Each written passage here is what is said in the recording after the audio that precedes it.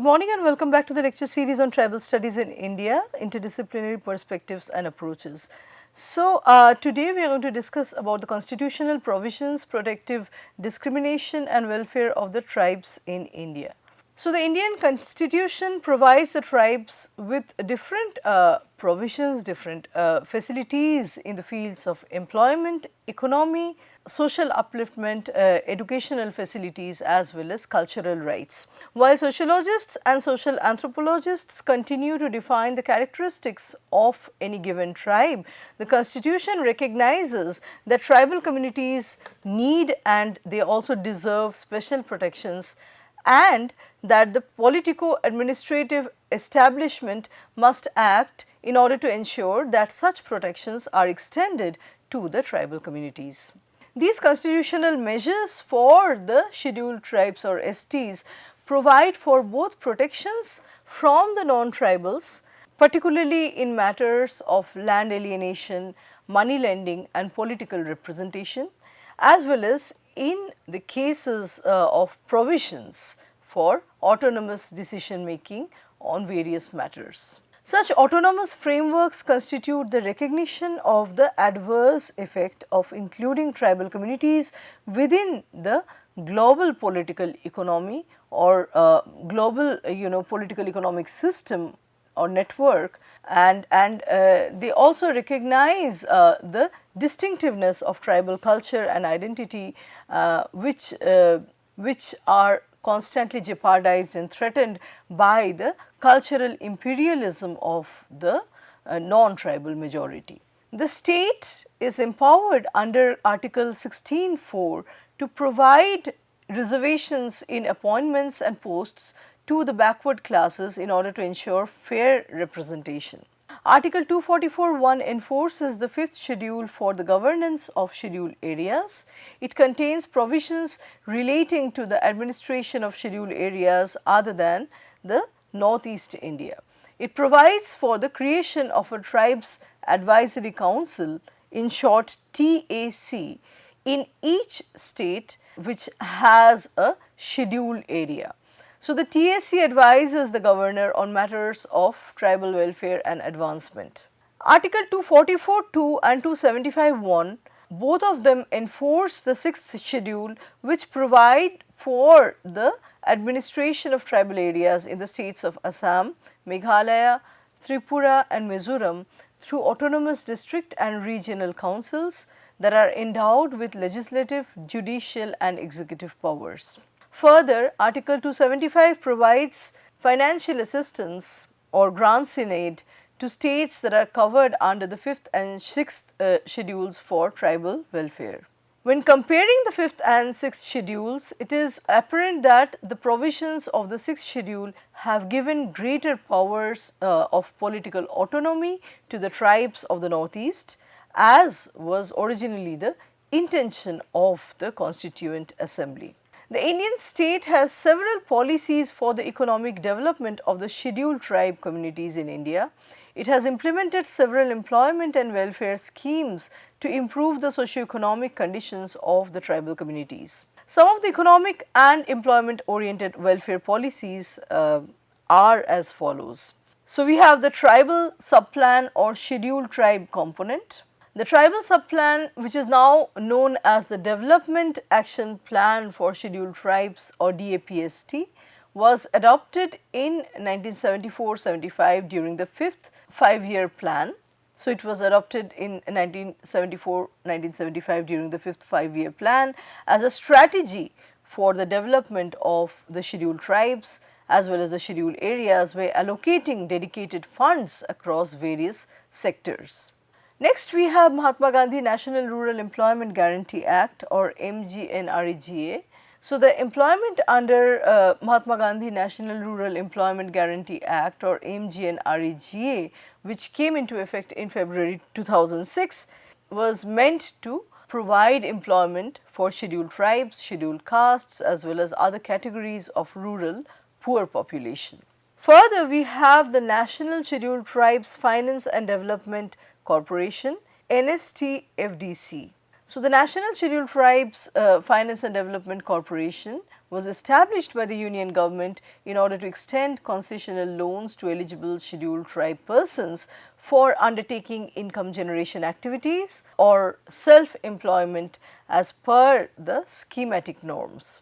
Further, we have a more recent policy, it is called Pradhan Mantri Van Bandhu Kalyan Yojana. So, Pradhan Mantri Van Bandhu Kalyan Yojana PMVKY, it was implemented in the year 2014. It is a government initiative aimed at the holistic development of tribal communities in India. It was launched to bridge the development gap between tribal and non-tribal populations by focusing on various sectors such as education, health, livelihood and infrastructure. Next, we have Pradhan Mantri Vandhan Yojana PMVDY. So, Vandhan Yojana, which was implemented from the year 2018, is an initiative that is targeted towards livelihood generation for tribals by harnessing various forest resources. It aims at boosting the tribal livelihoods by enhancing the value addition and marketing of minor forest produce, also called in short as MFP, that are collected by the tribal communities. In the field of education, we see that the principle of universal free compulsory education has been embedded in Article 45 and Article 46 of the Indian Constitution. It directs the Indian state to uphold the responsibility of taking special care of the educational interests of the scheduled castes as well as the scheduled tribes. As per the Khaka committee report that came out in 2014, when compared with the non-tribal population, the tribals were considered as the most backward sections of society. Except for a few pockets in the northeast and central India, the tribal societies were hardly influenced by the modern education system, or in other words, the modern education system has hardly been effective enough to bring the tribal people into its loop or to include the tribal people in a wholehearted manner, in a holistic fashion. So, in order to deal with poor educational conditions such as poor school facilities, unrelated curriculum, poor methods of teaching and poverty, the government has now undertaken several measures in the post-colonial period. For example, the government has launched the Operation Blackboard in 1987 and the National Literacy Mission in 1988. Operation Blackboard was meant to provide basic infrastructure and essentials of schooling like classrooms, a facility of teachers, a teacher being available in these classrooms and so on. The literacy mission aimed at creating a positive outlook among the adult population in order to encourage the compulsory elementary education of children. Later we see that the Ministry of Human Resource Development in the year 1990-1991 under its tribal division actually makes initiative for fresh schools from the primary to the secondary level in tribal subplan areas with an equal fund sharing arrangement between the center and the states. In the year 1992, the government drew out a policy called the Program of Action in the interest of the tribals. It had a number of important programs listed out that involved the following: A. Universal primary education, or establishing schools in every tribal habitation by 1997. B. Integrated educational approach, so coordinating the Balwades, non-formal adult and elementary education under one system.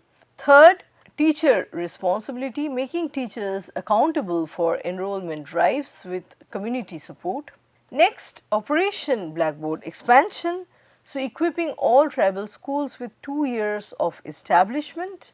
And then next we have tribal language instruction, developing study materials in tribal languages with a transition to regional languages.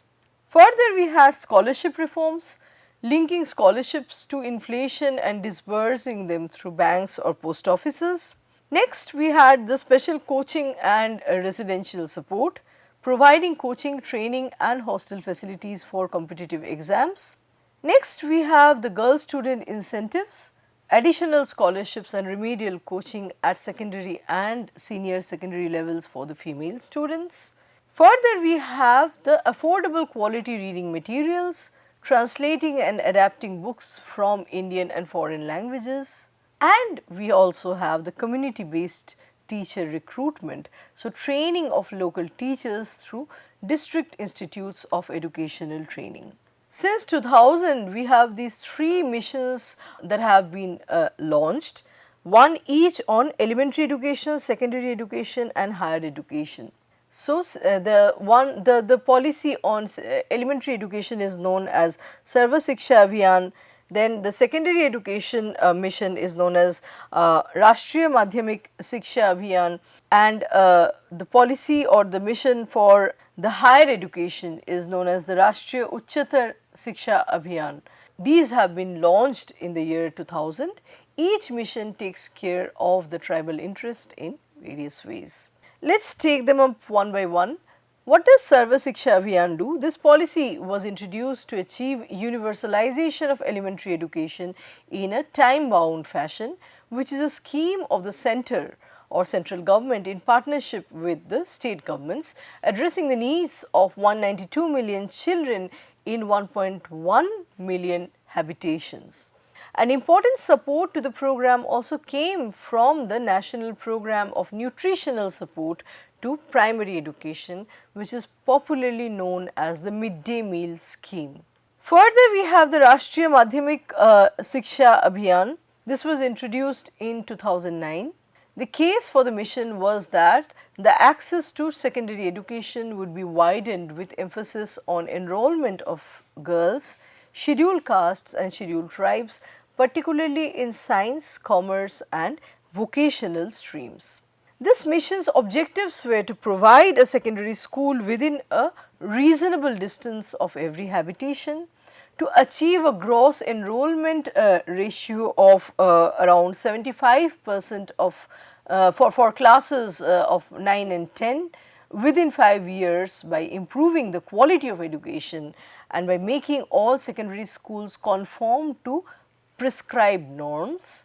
Then its aim was also to remove gender, socio-economic, geographic and disability barriers.